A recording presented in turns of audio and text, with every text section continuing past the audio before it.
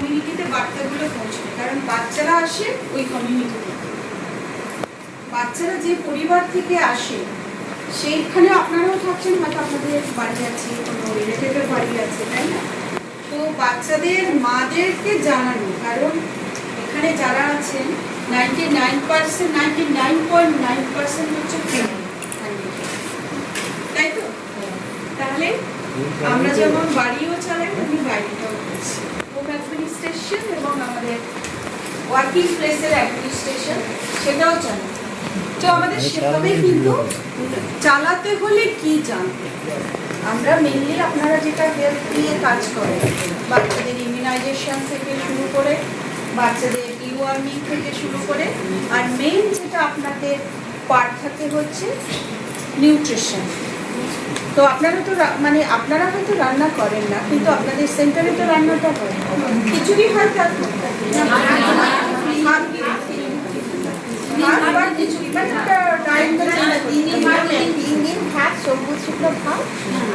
ভাতের সঙ্গে সয়াবিন ডাল,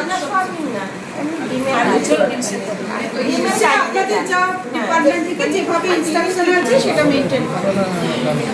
তাহলে এই বাচ্চারা কিন্তু আমাদের ভবিষ্যতের প্রয়োজনীয়। আমরা যেখানে আছি আজকে, আমরা যে বয়সে, আমি মিডিল এজে, আপনারাও হয়তো মিডিল এজের কাছাকাছি, কেউ আমার থেকেও অনেকে ছোট, এখানে ছোট ছোট বোনেরা আছে, বা এরাই কিন্তু এই প্রত্যেকের বাড়িতে বাচ্চা আছে। আমরা যে বাচ্চাদের নিয়ে কাজ করছি, শুধুটা আমাদের বাড়িতেও বাচ্চা আছে, আপনাদেরও আছে। তাহলে সোসাইটির সব বাচ্চা কিন্তু আমার বাচ্চা। এইভাবেই আমাদের এই মানে হার্টফেল্ট যে অনুভূতি, হৃদয় থেকে যে অনুভূতি, সেটা নিয়ে কিন্তু আমরা যারা কাজ করি হেলথ ডিপার্টমেন্ট এবং হেলথ ডিপার্টমেন্টের সঙ্গে যুক্ত অন্যান্য ডিপার্টমেন্ট, সোশ্যাল ওয়েলফেয়ার ডিপার্টমেন্টে কাজ করি। তো সেই অনুভূতি নিয়ে আমাদের কি কি জানতে হবে যদি আমাদের ওই সমাজকে সুস্থ রাখার জন্য, এবং সমাজ যদি সুস্থ থাকে তবেই কিন্তু বাচ্চারা সুস্থ থাকবে। কারণ হেলথের ডেফিনেশন ওয়ার্ল্ড হেলথ অর্গানাইজেশন, বিশ্ব স্বাস্থ্য সংস্থা, তার যে ডেফিনেশন, আমি ডেফিনেশন ইংলিশে কচকচানি করছি না, আমি বোঝানোর জন্য বলছি। আমাকে ফিজিক্যালি সুস্থ থাকতে হবে, মেন্টালি মানসিকভাবে সুস্থ থাকতে হবে, আর সোশ্যালি মানে সোসাইটি যাতে আমাকে অ্যাকসেপ্ট করে, এবং আমার কিছু থাকলে সেটা যেন আমাকে স্টিগমাটাইজ না করে দেয়, বুঝতে পেরেছেন? আর কি স্পিরিচুয়াল মানে কি? আধ্যাত্মিকতা। আধ্যাত্মিকতা মানেটা কি? আমরা কি কখনো কিছু দেখেছি? না। আধ্যাত্মিকতার একটাই অর্থ অনেস্টি, সততার পথে চলা, মানুষকে ভালোবাসা, মানুষের মধ্যে যে ঈশ্বর আছে সেটাকে অনুভব করা, এটাও বাচ্চাকে শেখাতে হবে। এবং স্পিরিচুয়ালিটি মানে এক বড়দের শ্রদ্ধা করবে। কেন? তারা মাইন্ডফুল থাকবে, তাদেরকে ডিসিপ্লিন শেখাতে হবে বাচ্চাদের। That is the spirituality. কেউ যদি এবার ঈশ্বরকে বিশ্বাস করতে পারেন, দিস ইজ দ্য গড। আমরা সবাই জানি যে কিছুটা পার্ট থাকে যেটা আর আউট অফ কন্ট্রোল, আমাদের কন্ট্রোলের বাইরে থাকে না, যেটা গড দিচ্ছে। সন্তান পাওয়াটাও কিন্তু গড রিলেটেড। আমরা যে এখানে এসেছি এটাও ঈশ্বরের ইচ্ছে। সব কিছু কিন্তু নিবেদন করতে হয়। তো দিস ইজ দ্য স্পিরিচুয়াল। কেন করতে হয়? স্পিরিচুয়ালিটি মানে ভালো থাকা, ভেতর থেকে ইনার যে আমাদের অনুভূতি সেটাকে ভালো রাখা। সেটা ভালো থাকলে আমাদের যে ফিজিক্যাল সিস্টেম, মানসিকভাবে আপনি সুস্থ থাকলে আপনার শরীরকে পরিচালনা করার জন্যে যে হরমোন আমাদের বডির মধ্যে যে নিশ্চিত হচ্ছে, নিউরো ট্রান্সমিটার বলুন, যা যা লাগে, আপনার মন ভালো থাকলে আপনি ভালো থাকার হরমোনটা আপনার শরীর থেকে, ব্রেন থেকে নিশ্চিত হবে। আপনার মন যদি খারাপ থাকে বা আপনার ওই হরমোন যেটা লাগে, নিউরো ট্রান্সমিটার যেটা আমাদের, সেটা যদি কম থাকে তাহলে আপনি ডিপ্রেস থাকবেন। কোনো স্ট্রেসফুল লাইফে থাকলে আপনি ডিপ্রেস থাকবেন। তো বাচ্চাকে যদি সুস্থ রাখতে হয়, তার বড় হয়ে ওঠা কোন পরিবারে এবং কোথায়, স্কুলের জায়গাটা তার কিন্তু একটা পরিবার। আপনাদের কাছে তো স্কুল চিলড্রেনরা আসে, আপনারা তৈরি করেন, তো সেটাও কিন্তু সেকেন্ড হোম। তাহলে তাহলে সেই জায়গাটাও আমাদের, যে আপনারা হয়তো বলবেন যে আমাদের এটা নেই ওটা নেই, জানি অনেক কিছু নেই, আমাদের হেলথে অনেক কিছু নেই, ইনফ্রাস্ট্রাকচার অনেক কিছু নেই, কিন্তু আপনার কাছে কি আছে? আপনার কাছে কি আছে? আপনার কাছে কিন্তু 100-র মধ্যে 80 আছে। কি আছে? গভর্নমেন্ট যেটা দিচ্ছে আমি সেটা বলছি না, সেটা গভর্নমেন্ট প্রোটোকল মেনে আপনাকে কাজ করতে হবে। কি আছে আপনার কাছে? আপনার কাছে আছে, আপনি কি শেখাতে পারেন বাচ্চাকে? মরালিটি, নিয়ম কানুন, ডিসিপ্লিন, এটা আপনার কাছে।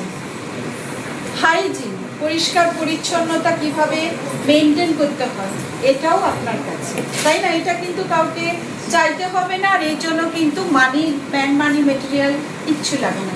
আর কি আছে? সব থেকে বড় জিনিস আছে বাচ্চাকে দেওয়ার মতো। কি আছে বলো?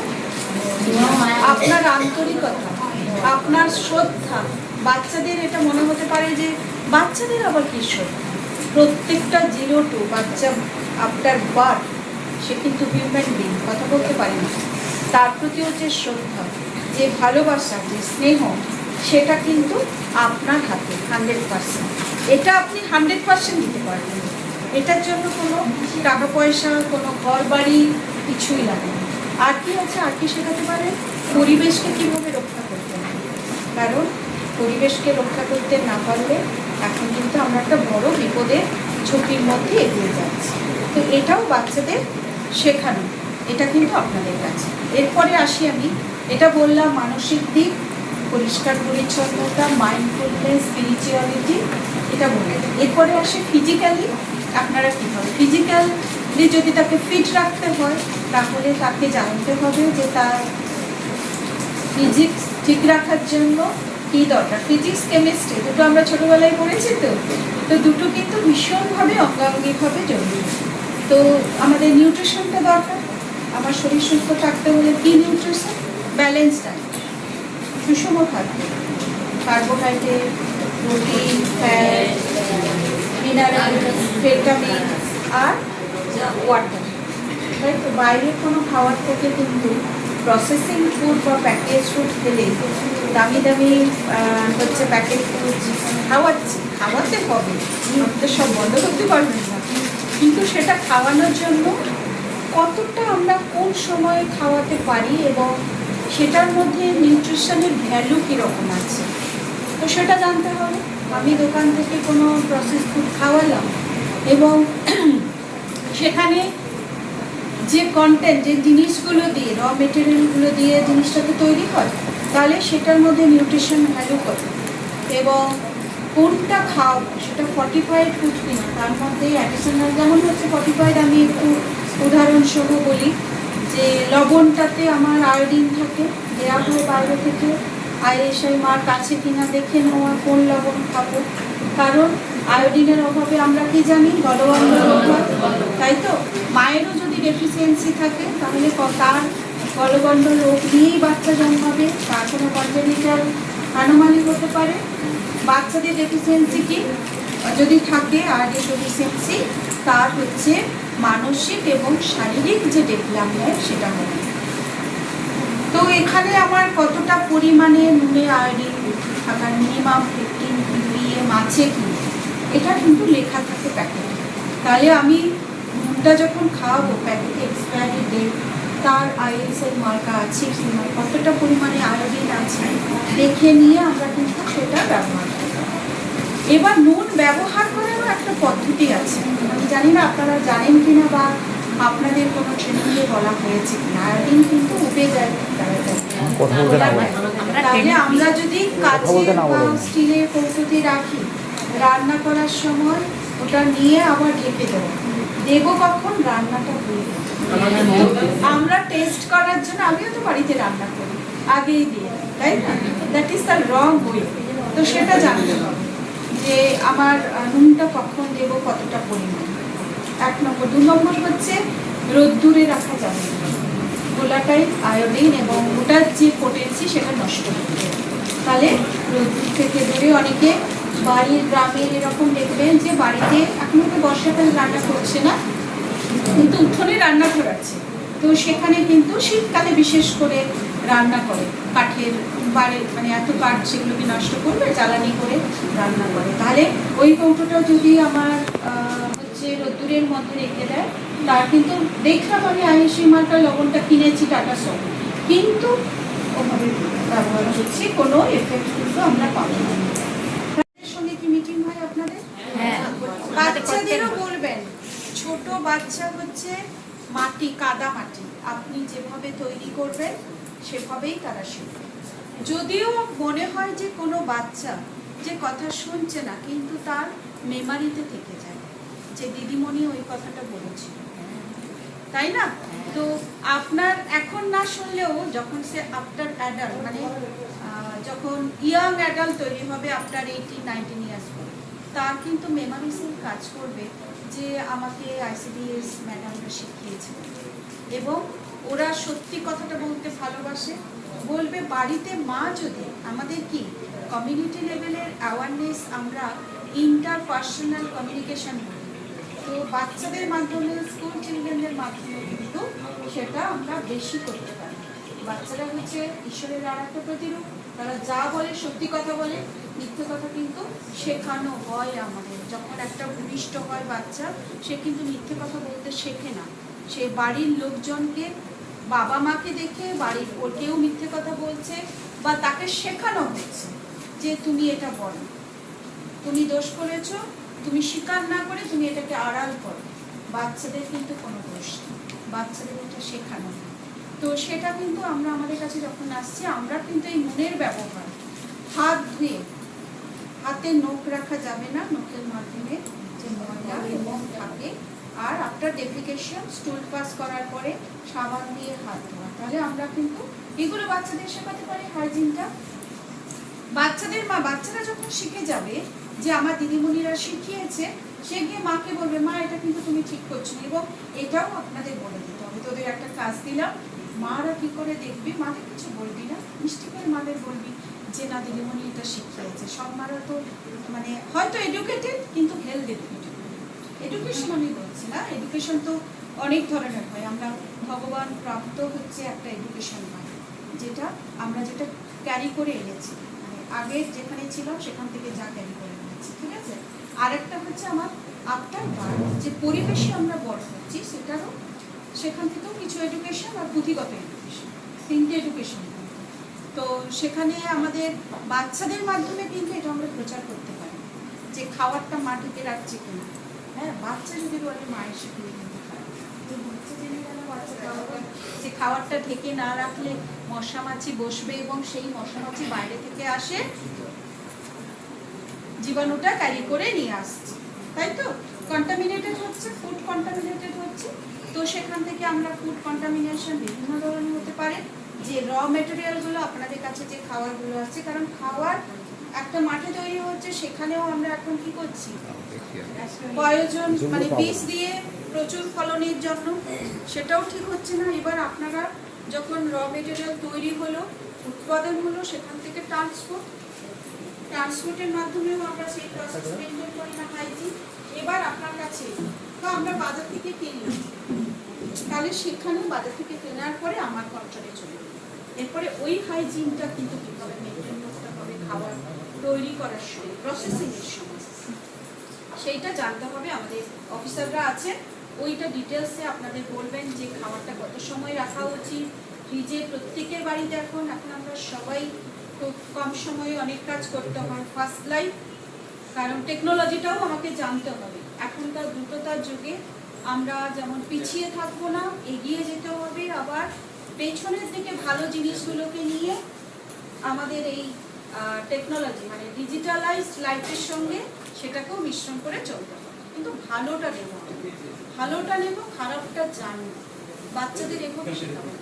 ভালোটা নেব কিন্তু খারাপটা জানবো। আমরা যদি খারাপটা না জানি, তাহলে কোনটা ভালো কোনটা খারাপ বাচ্চা কিন্তু বড় আইডেন্টিফাই করতে পারবে, ঠিক আছে। তাহলে নিউট্রিশনের ব্যাপার বললাম, বাচ্চা ব্রেস্ট ফিডিং করে কিনা, 6 মান্থ পর্যন্ত আমাদের এক্সক্লুসিভ ব্রেস্ট ফিডিং, এটা আপনাদের মাধ্যমেও প্রচার হয়। ব্রেস্ট ফিডিং উইক কিছুদিন আগে তো গেল, তাই না, আপনারাও করেছেন।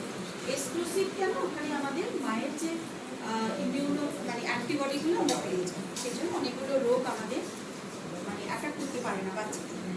আফটার 6 মান্থ আমাদের সাপ্লিমেন্টারি ফিডিং শুরু হয়। সাপ্লিমেন্টারি ফিডিংয়ে কী হয়, আমরা লোকালি আমাদের বলছে যে লোকালি অ্যাভেলেবল চাল ডাল ডিম সেদ্ধ আলু সেদ্ধ একটু টেস্ট করার জন্য অল্প একটু বাটার দেওয়া, ঠিক আছে, এগুলো করে আমরা ডিলিশিয়াস করি, তাই তো, ডিলিশিয়াস করে বাচ্চাদের খাওয়া। এবার এই বাচ্চাদের যে প্রসেসিং, খাওয়ার যে প্রসেসিং আপনাদের কাছে আসছে 3 বছর থেকে, 3 থেকে 6 তো আপনাদের, তাই তো, কিন্তু 3 থেকে 6 তার কিন্তু ডেভেলপমেন্টের একটা বড় পার্ট, তার ডেভেলপমেন্ট শুরু হচ্ছে। এবং তার আগে আপনাদের কাছে যারা আসছে প্রত্যেকের ইমিউনাইজেশন কার্ডটা ডেভেলপ হয়েছে। 3 বছর পর্যন্ত পুরো ইমিউনাইজেশন কমপ্লিট হয়েছে। এটা কিন্তু লাইফে আপনারা জেনে রাখুন, ইমিউনাইজেশন কার্ড ছাড়া এই বাচ্চারা তো অনেক জায়গায় বড় হয়ে তারা কেউ বিদেশে যাবে, কেউ ভালো ভালো জায়গায় সার্ভিস করবে। তো আপনাদের একটা রিকোয়েস্ট, আপনাদের মাধ্যমে এই বাচ্চাটা যাতে পৌঁছয় যে ইমিউনাইজেশন কমপ্লিট হচ্ছে কিনা, এবং 5 বছরের তো আপনাদের কাছেই থাকছে, আপনারা ডিফল্টার বলে আইডেন্টিফাই করতে পারবেন। তার আগে যদি কেউ ডিফল্টার থাকে, কারণ ভ্যাকসিন প্রিভেন্টেবল ডিজিজ, আমরা বলি ভ্যাকসিন নেওয়ার জন্য তো আমরা পোলিওটা আজকে এই জায়গায় এসেছে, তাই না, পার্টোসিস মানে যেটা হপিং কাপ বলি আমরা, আজকে আমরা একটা ভালো জায়গা। মিজিলস এখন হলে হচ্ছে হয়তো, কিন্তু বাচ্চা মারা যায় না, কেন, আমরা ভ্যাকসিনটা দিয়ে রেখেছি, তার অ্যান্টিবডি তৈরি হয়ে আছে, তার প্রতিরোধ ক্ষমতা তৈরি হয়ে আছে, সিভিয়ারিটিটা ডিজিজের সিভিয়ারিটি হবে না, তাই না।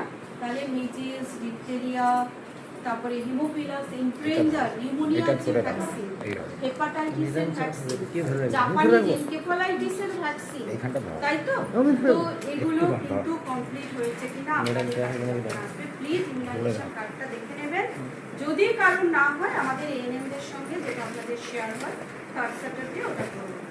আর একটা যেটা সেটা হচ্ছে যদি বাচ্চারা, যেহেতু আপনাদের 6 বছর পর্যন্ত জ্বরের সঙ্গে যদি র্যাশ থাকে, ফিভার উইথ র্যাশ, যে কোনো ফিভার উইথ র্যাশ, তার মিজিলস হতে পারে, চিকেন পক্স হতে পারে, ডেঙ্গু হতে পারে, ডেঙ্গু, এবং বাচ্চারা ফেলে বেড়ায় স্ক্রাব টাইফাস বলে একটা রোগ আছে, যেটা বাচ্চাদের এই খালি পায়ে যদি ঘুরতে বেড়ায় তাহলে ওটা বডিতে ঢুকে যায়, এবং জীবাণুটা ঢুকে সেই জীবাণু কিন্তু বাচ্চা মারাও যেতে পারে। তাহলে ফিভার উইথ র্যাশ, কাশি আছে কিনা, বাচ্চার জ্বরের সময় অজ্ঞান হয়ে পড়ে গেছিল, বাচ্চা জ্বরের সময় হঠাৎ করে কোনো জায়গাতে উইকনেস, হঠাৎ করে হয়তো 2 মিনিটের জন্য হয়েছে, 2-3 মিনিটের জন্য হয়েছে, বুঝতে পেরেছে, উইকনেস মানে দুর্বল, হাঁটতে পারছে না বডির যে কোনো জায়গায়, তাহলে আমরা সেখানে পোলিওর কোনো জীবাণু আছে কিনা তার দুটো স্টুল স্যাম্পল নিয়ে আমরা পরীক্ষা করে দেখে নেব, আমরা বলি দিদিমণিদের জানাবেন, আমাদের এএনএম যারা তাদেরকে জানাবেন, বুঝতে পেরেছেন। টিটেনাস টক্সয়েড পুরো কমপ্লিট হয়েছে কিনা 5 বছর আপনাদের কাছে থাকে, বুস্টার ডোজ, তাই তো, 5 বছরের যে বুস্টার ডোজগুলো সেগুলো কমপ্লিট হচ্ছে কি, এটুকু আপনাদের কাছে রিকোয়েস্ট, আপনারা যদি এটা প্লিজ করবেন।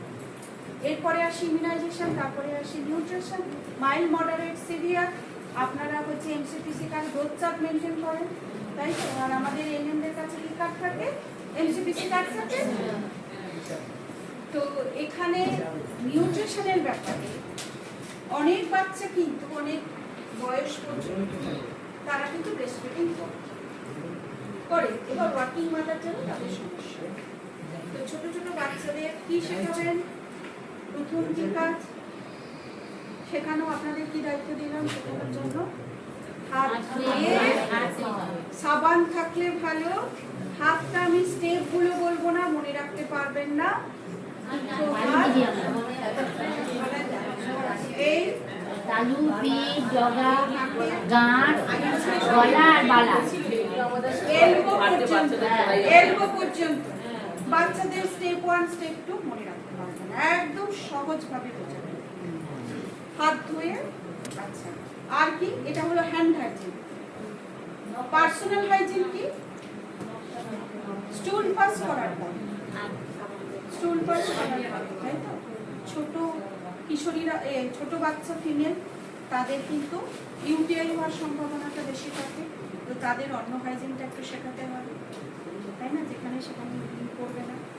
মেল বেবি হলে অসুবিধা নেই, কিন্তু ফিমেলদের তারা বসে ইউরিন পাস করে তাদের কিন্তু ইউটিআই হওয়ার সম্ভাবনা থাকে, ঠিক আছে? তাহলে বাড়িতে বাথরুম থাকলে জল দিয়ে ফ্লাশ করে তারপরে ইউরিন।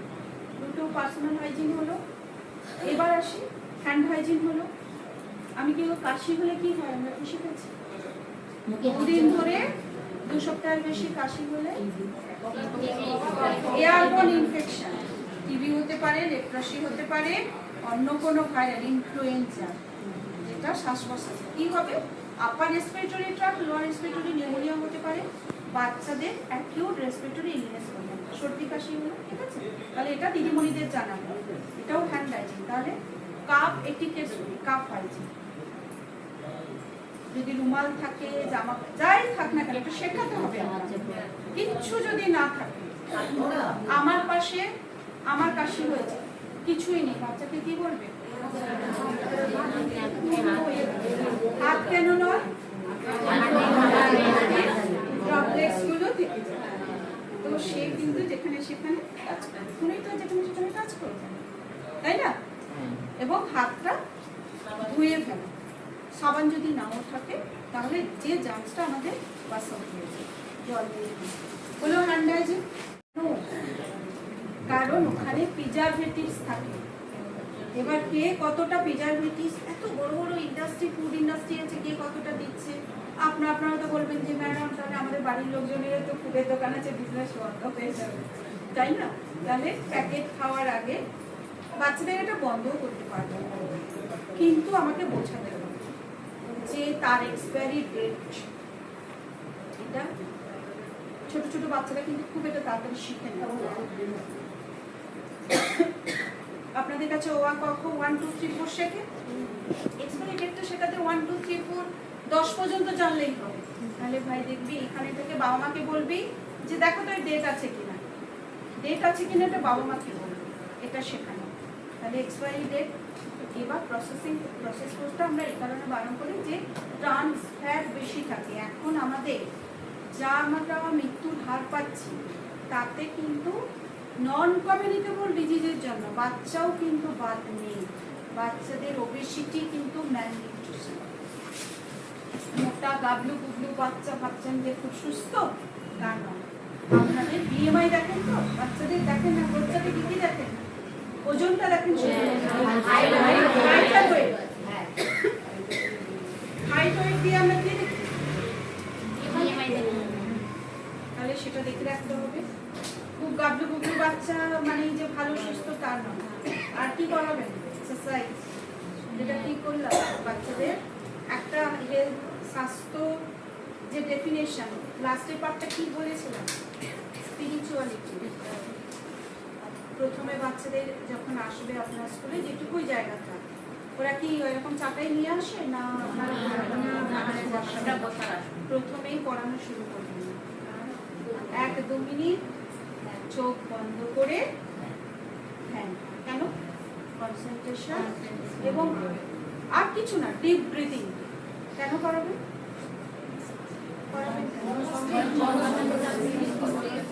মনটাকে স্থির করা।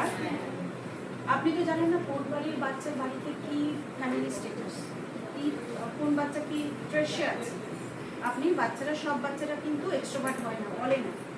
কিছু বাচ্চা আছে বাড়ির পরিবেশ হয়তো বাড়িতে কোনো অশান্তি, বাচ্চাও কিন্তু কারণ তাহলে আপনি ওই যে মেডিটেশনটা করাবেন না, অফিস করাবেন না, বলবেন তোর যাকে খুশি, যাকে তো মনে হয়, যদি মা বাবাকে মনে হয়, যদি কোনো ঠাকুরের কথা বাড়িতে হয়তো দেখেছে যে ঠাকুমারা পুজো করে, বা যদি তো আমাকেও ভালো লাগে, তো নিজেকেও ভালো লাগে, তাহলে চোখ বন্ধ করে ওঠে। তাহলে আমাদের কেন কোনো বাচ্চা যদি ট্রেসে থাকে, ট্রেস হয় আমাদের সিম্প্যাথেটিক প্যারাসিম্প্যাথেটিক এইরকম সিস্টেম আছে। ডিপ রেসপিরেশন নেওয়া, জোরে জোরে শ্বাস নিয়ে শ্বাস ছাড়া, তার মানে ট্রেসটাকে রিলিজ করা। ট্রেস রিলিজ হলে আমাদের ব্রেনে ভালো থাকা, মন ভালো থাকার জন্য যে জিনিসটা লাগে সেটা রিলিজ হয়। বাচ্চা আনন্দে থাকে এবং পুরোটা হতে পারে না, মাইন্ডফুল হবে। কোনো বাচ্চার মন খারাপ থাকলে দেখছেন হঠাৎ করে বাচ্চাটা চুপ হয়ে গেছে, জিজ্ঞেস করবেন। আমাদের এটা একটা প্রোগ্রাম আছে, মেন্টাল হেলথ প্রোগ্রাম।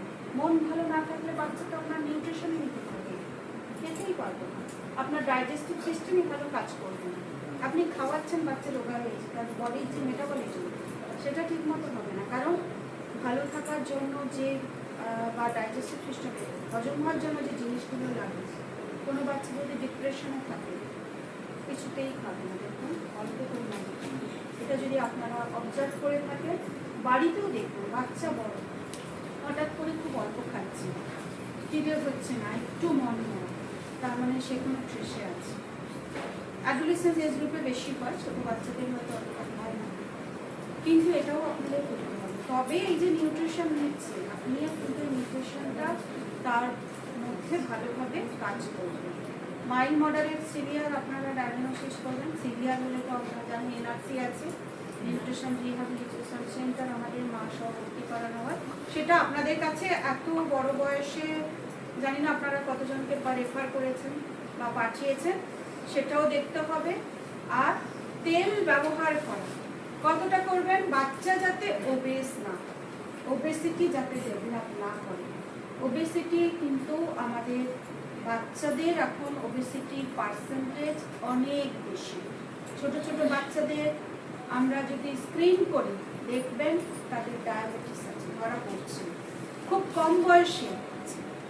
এখন যদি আমরা মৃত্যুর হার দেখি, ইয়াং এজ গ্রুপ মানে যখন ছোট বাচ্চা তো বড় হয়েছে, ইয়াং এজ গ্রুপ মানে কি আমাদের পুরোনো পড়াশোনা শেষ করে 25, 26, 30, 40-এর মধ্যে মর্টালিটি বেশি।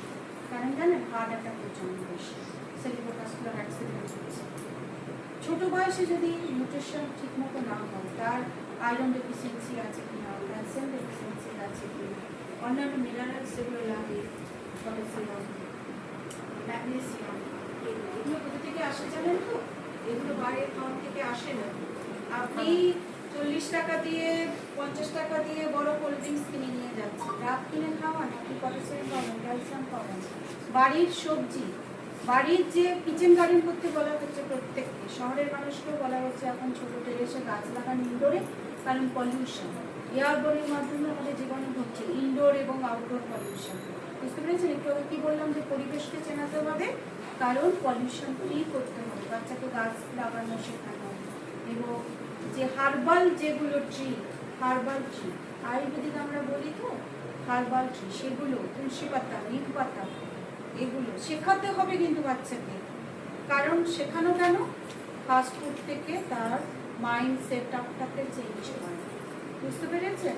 বাড়িতে প্রত্যেকের বাড়িতে নারকেল থাকে, তো নারকেল খেলে যে নারকেলের কত এসেন্সিয়াল আনস্যাচুরেটেড পলিঅ্যাসিড পলিস্যাকারাইড, এগুলো যেগুলো উনি আরো ভালো জানেন বলবেন, তো সেগুলো করবেন। বাড়ির যে অ্যাভেলেবল সিজনাল ফ্রুটস, পেয়ারা, কলা, বুঝতে পেরেছেন, এগুলো খাওয়াবেন। এবং ফলটা কেটে রেখে অনেক সময় কেটে রাখলে সেটা দেবেন। টিফিন দেবেন। আমি একটু যখন স্কুল গোয়িং ছিলেন, কারণ প্রতিটি বাড়ি থেকে বাচ্চা যাই বড় হবে, ওদের শেখাবে ফ্রুটস কিন্তু মাস্ট, ফল, ফল আর সবজি।